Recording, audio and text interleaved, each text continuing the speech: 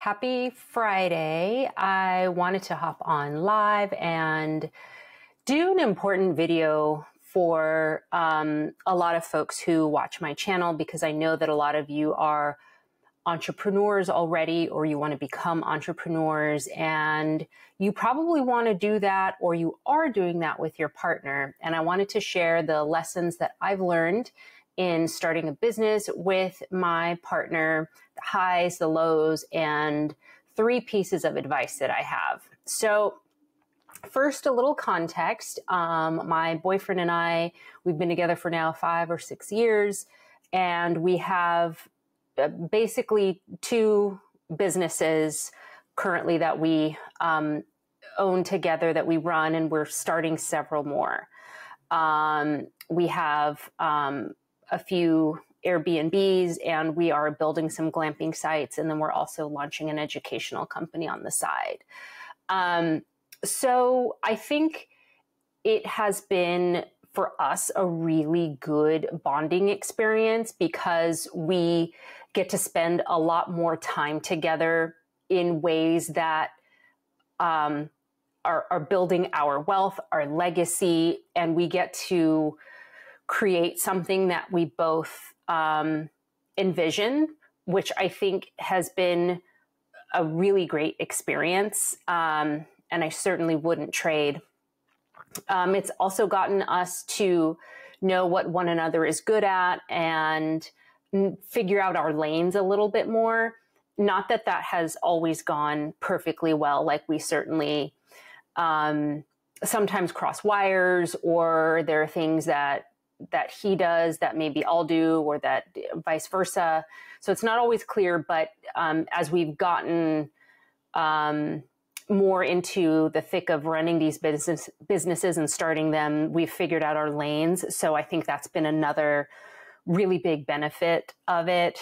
The lows, I would say, it can certainly cause more friction in a relationship when you are running a business. For example, sometimes it can feel like one person is doing more than the other, and so resentment can build. And so I think it's one of those things that it's incredibly important to really clearly map out what your lanes are and stay within them, and hold each other accountable for it, so that you don't miscommunicate, you don't cross wires, and you don't start to grow resentful. So that would be one tip.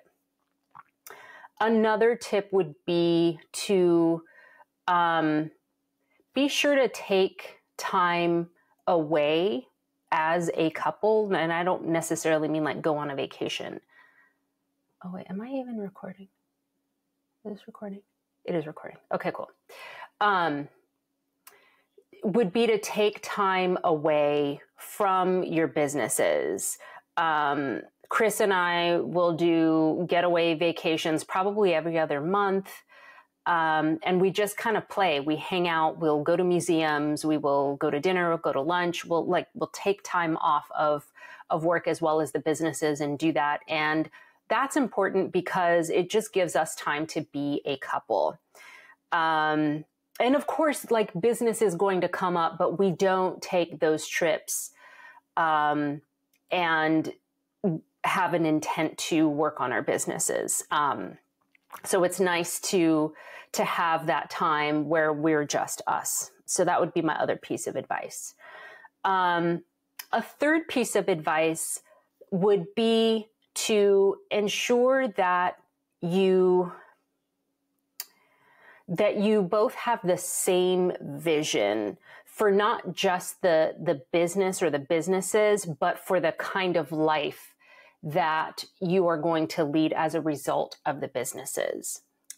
So, for example, we both are very clear that we do not want the kinds of businesses that really tie us down to having to be in a certain location, to having to be really rigidly scheduled during the workday. Like, we don't want to create jobs for ourselves. We want to create more passive income types of businesses. Now, That is not to say that any of the businesses that we are running or starting are passive by any means, but like we're not delivering a service or a product that requires daily attention, but rather we're creating systems that are going to deliver services. And that allows us a degree of freedom where, you know, we can pick up and go to Mexico for a month, for example. Or we can go work at a coffee shop. Or like we can just take time away from work and the businesses will keep running. That I think has probably been one of the most beneficial aspects of running a business as a couple, because it solidified for me, and I'm pretty sure for him, I can't speak for him, but I'm pretty sure that has been the case, where it just solidified that we are the right partner for one another because we want the same kind of life. And so we're building the businesses that are going to allow us to have that life. So making sure you have that clarity of vision would be the other third piece of advice. So if you want to know how to run a glamping business, I will have my link to a video down below. And if you're curious about locations, what are the right locations for a glamping business, I've got a free download that I will also link below. If you want to furnish and decorate your Airbnb like a pro, check out the free shopping list in the description box. And thank you so much for watching today's video. Bye.